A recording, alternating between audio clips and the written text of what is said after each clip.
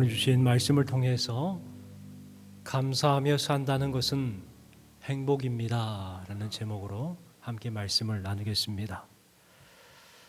여러분, 한 해 동안 어떤 마음으로 보내셨습니까? 한 해를 돌아보면 좋았던 일도 있었을 것이고 또 마음 상했던 일도 있으셨을 거예요. 그런데 개인적으로 한 해를 돌아보니까 참 마음이 불편하고 힘들었던 한 해였구나라는 생각을 해보게 됩니다. 물론 저의 개인적인 일 때문에 그렇게 힘든 것보다는 코로나나 전쟁의 공포 속에서 한 해를 지내야 했고, 또 나라는 정치를 모르는 사람들이 정권을 잡다 보니 정치, 경제, 사회에 좋은 소식보다는 좋지 않은 소식으로만 가득했던 것 같습니다.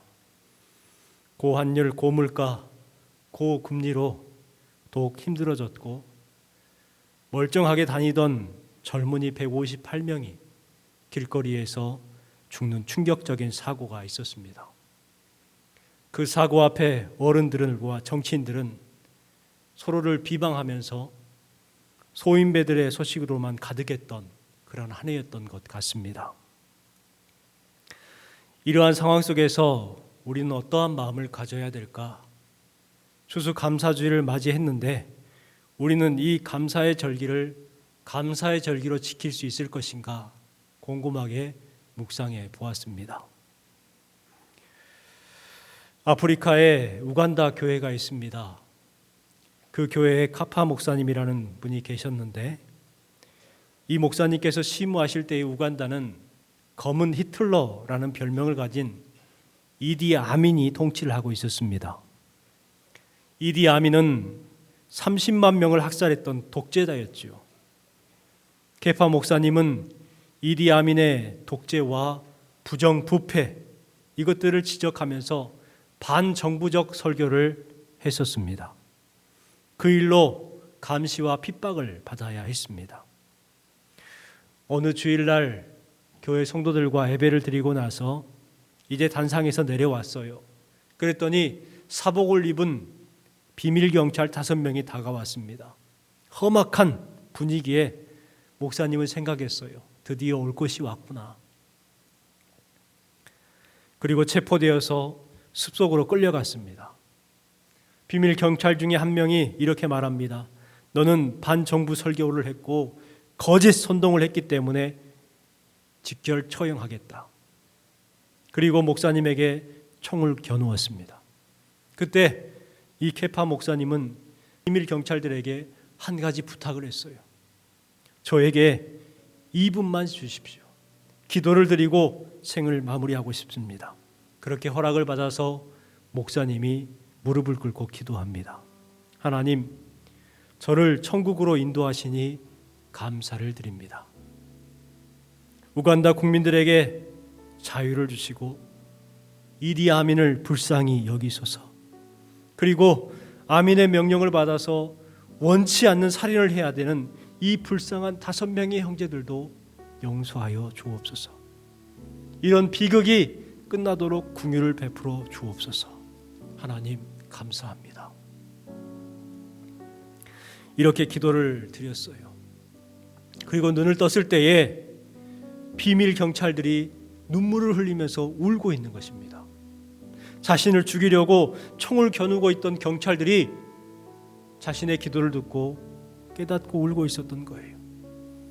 비밀 경찰들이 목사님에게 이렇게 말합니다. 목사님, 죄송합니다. 이곳은 위험합니다. 빨리 피하십시오. 저희들을 위해서 기도해 주셔서 감사합니다. 그렇게 목사님은 풀려나게 되었고 안전한 곳으로 피신할 수가 있었다고 합니다. 위기 앞에서 기도를 했고 감사를 드렸더니 악한 사람들의 마음을 감동시킬 수 있었고 비로소 풀려나고 살게 된 거예요. 여러분, 이 예화에서 우리는 지금 현실에 감사를 할 수 있을까에 대한 답을 찾을 수 있는 것 같습니다. 우리도 지금 현재 정치인들이 잘하지 못해서 경제가 어렵고 사회가 혼란스러웠고 그래서 불평불만할 것 같은 그와 같은 세상에 살고 있지만 감사해야 한다는 거예요. 감사는 힘입니다. 감사는 경쟁력이죠. 감사하는 사람은 결국에는 승리하게 되어 있어요. 탈무드에 이런 말이 있습니다. 세상에서 제일 지혜로운 사람은 배우려는 자세를 갖는 사람이다. 세상에서 제일 강한 사람은 자신과의 싸움에서 이기는 사람이다. 세상에서 제일 행복한 사람은 지금을 감사하면서 사는 사람이다. 여러분, 그렇습니다. 행복은요, 그냥 오는 것이 아니에요. 지금을 감사하며 사는 사람에게는 행복이 찾아오는 것이죠. 감사는 가만히 있는 사람에게 생기지 않습니다. 감사를 영어로 땡큐라고 하잖아요. 이 땡큐는 think라는 곳에서 파생된 언어입니다. think는 생각하다입니다. 곧 생각하는 사람만이 감사할 수 있다는 거예요. 깊이 생각하면서 감사거리를 찾는 사람에게 비로소 감사가 풍성하게 임하게 된다는 것입니다. 또한 감사를 하게 되면 일이 잘 풀리고 건강하게 되죠. 엔돌핀보다 5,000배 더 뛰어난 호르몬이 있습니다. 다이돌핀이라는 것이죠. 통증을 해소를 하고 몸을 치유하는 데, 회복하는 데에 엄청난 영향력을 끼치는 것이 바로 다이돌핀이죠. 이 다이돌핀이 언제 분비되느냐? 아무 때나 분비되는 것이 아니고 은혜를 경험했을 때, 또 감동을 받았을 때에, 감사를 깨달았을 때에 비로소 이 다이돌핀이 체내에서 분비가 된다고 합니다. 성경에 보면 감사를 아는 사람들이 장수하고 건강했다는 것을 우리는 알 수가 있어요. 예를 들면은 신명기 34장 7절 말씀에 보면 모세가 죽을 때 나이 120세였더라. 그의 눈이 흐리지 아니하였고 기력이 쇠하지 아니하였더라. 이렇게 기록하고 있습니다. 모세가 죽을 때에 120세였어요. 하지만 눈이 흐려지지 않았고 기력이 쇠하지 않았었습니다. 어떻게 이렇게 건강하면서 장수할 수 있었을까요? 우리가 상식적으로 생각해 보면 늙으면 눈이 흐려지는 것, 기력이 쇠해지는 것은 당연한 것입니다. 그런데 모세는 달랐다는 거예요. 왜였을까요? 한 가지 이유가 있죠.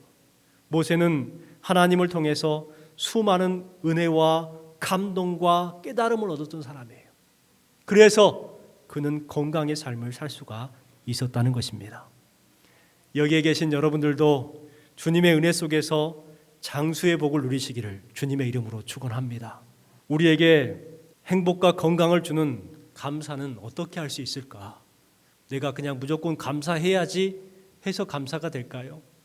그렇진 않아요. 우리에게 필요한 것이 있습니다. 그러면 어떻게 감사하는 사람이 될 수 있을까? 오늘 주신 말씀에 기록되어 있습니다.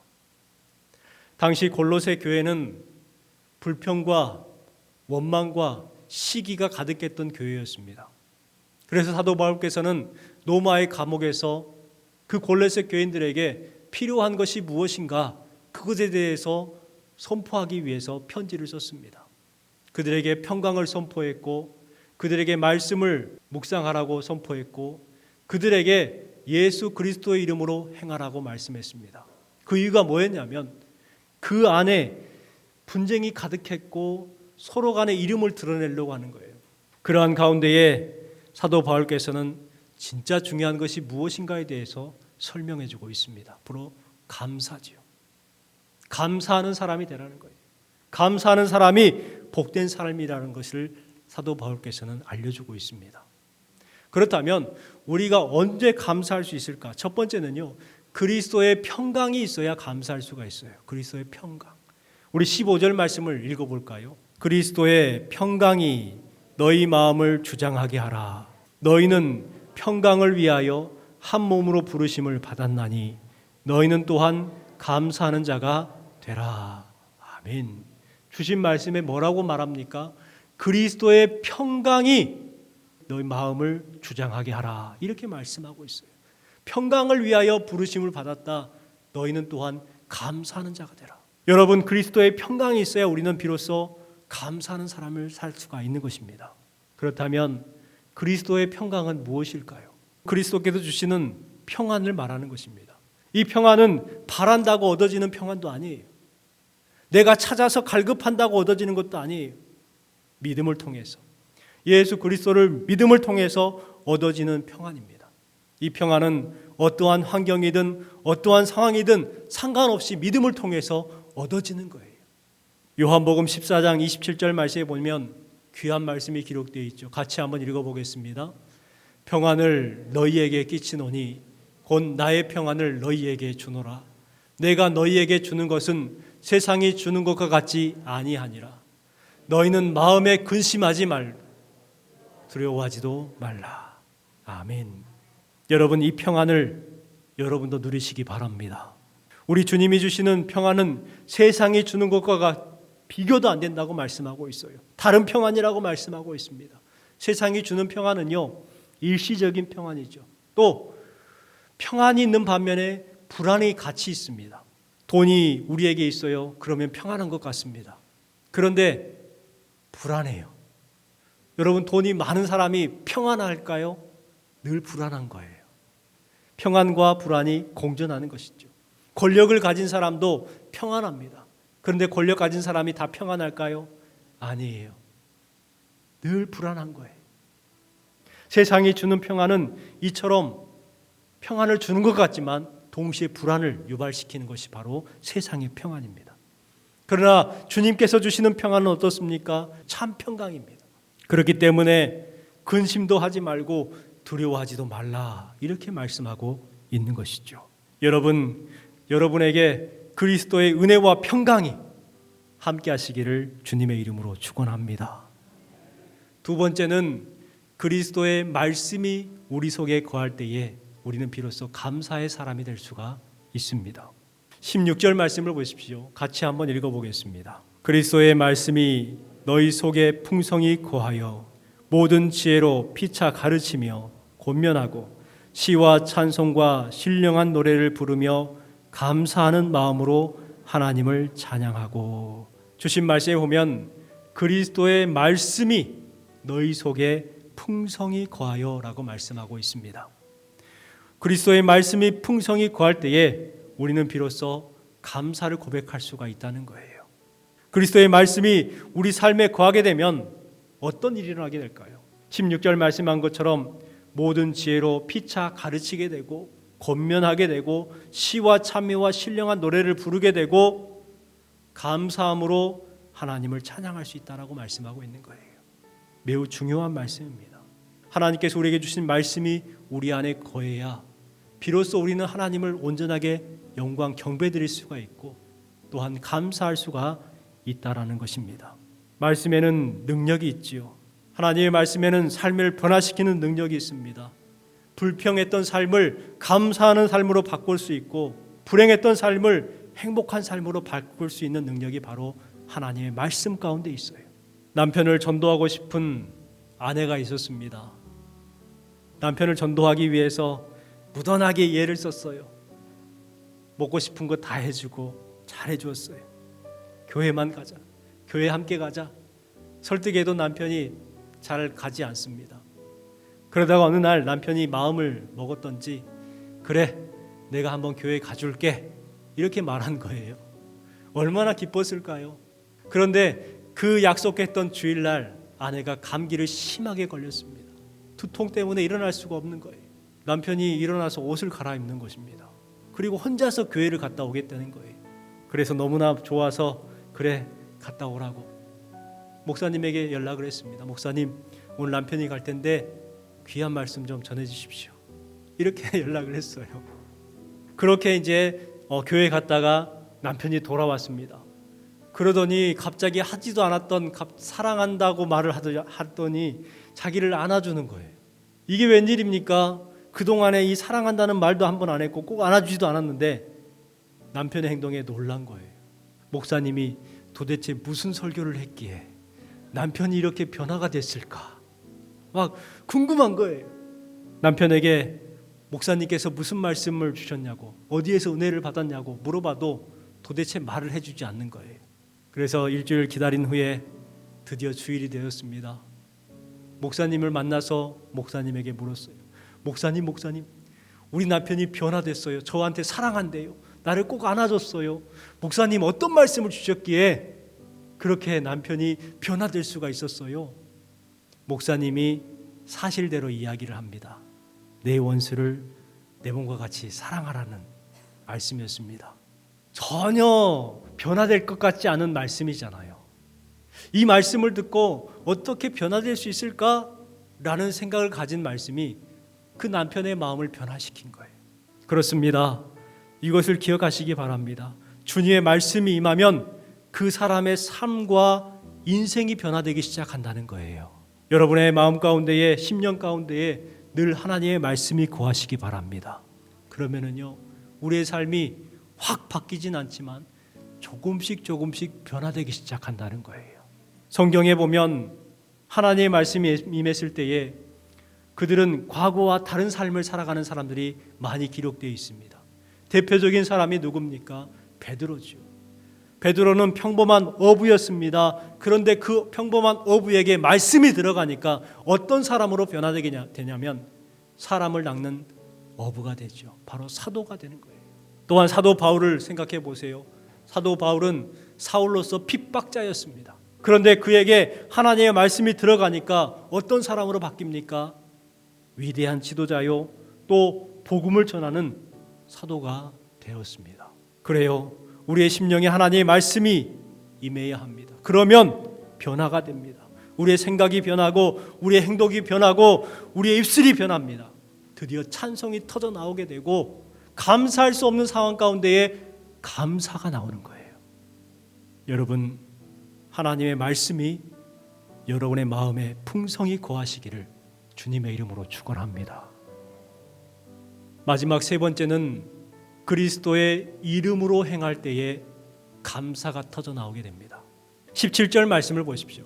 같이 한번 읽어볼까요? 무엇을 하든지 말에나 일에나 다 주 예수의 이름으로 하고 그를 힘입어 하나님 아버지께 감사하라. 여러분, 15절, 16절, 17절에서 계속해서 뭐가 반복되고 있죠? 감사가 반복되고 있어요. 사도 바울께서 골로새 교회 성도들에게 지금 무엇을 이야기하고 있냐면 믿는 사람이라면 감사하는 사람이 되라는 거예요. 우리가 감사하는 삶을 살기 위해서는 모든 일에 주님의 이름을 드러내야 합니다. 이 말은 무슨 말이냐면 내 이름을 빼라는 거예요. 골로새 교회의 문제가 뭐였냐면 자신의 이름을 자꾸 드러내려고 하는 거예요. 그러니까 서로 간에 미움이 생기고 분쟁이 생기는 거예요. 그러나 너희들의 이름은 빼버리고 그리스도의 이름으로 모든 일을 감당해라. 그리스도의 이름을 높여드려라. 내가 한 것이 아니라 그리스도께서 하셨다라고 고백하는 거예요. 여러분, 사람들은 흔적 남기기를 참 좋아하죠. 이름 남기는 것도 좋아합니다. 등산 정상에 가보면 꼭 이름이 막 써 있어요. 돌에다도 새기기도 하고 나무에도 새기기도 합니다. 나무들이 몸살이에요. 또 유명한 관광지에 가면은 거기에도 자기가 이름을 써놔요. 누구 왔다 갔다. 막 거기에다 하트 그려가지고 누구 이름 쓰고 누구 이름 쓰고. 사람들은 이처럼 본능적으로 이름을 남기는 것을 좋아해요. 그러나 우리 그리스도인들은 내 이름을 남기는 것을 즐거워하고 좋아하는 것이 아니라 누구의 이름을 남겨야 한다고 말씀합니까? 그리스도의 이름을 남기라고 말씀하고 있는 거예요. 우리 믿음의 성도들은 예수님의 이름을 남기는 사람들입니다. 내 이름을 남기는 것이 아니라 예수님의 이름을 남기는 사람들이에요. 그래서 사도 바울께서는 무엇을 하든지 말에나 일에나 다 주 예수의 이름으로 하고라고 말씀하고 있는 거예요. 예수님의 이름을 부를 때에 놀라운 은혜가 임하게 됩니다. 구원의 역사, 치유의 역사, 해결과 응답의 놀라운 기적이 일어나죠. 여러분도 예수 그리스도 이름으로 행하십시오. 예수 그리스도 이름으로 선포하십시오. 그 안에 변화와 치유와 해결과 응답의 역사가 분명하게 나타날 줄 믿습니다. 사도행전 4장 10절 말씀에 보면 사도 바울이 이렇게 고백을 합니다. 나사렛 예수 그리스도의 이름으로 이 사람이 건강하게 되어 너희 앞에 섰느니라. 무엇으로 자신이 건강하게 되었다고요? 나사렛 예수 그리스도 이름으로 건강하게 됐다는 거예요. 여러분, 이 은혜가 저와 여러분에게도 임하시기를 주님의 이름으로 축원합니다.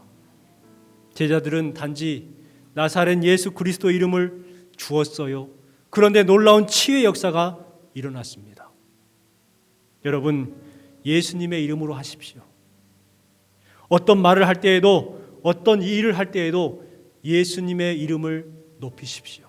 그러면 그 안에 은혜가 넘치고 우리의 생각이 달라지고 우리의 삶이 달라지고 놀라운 역사, 기적을 경험하게 될 줄 믿습니다.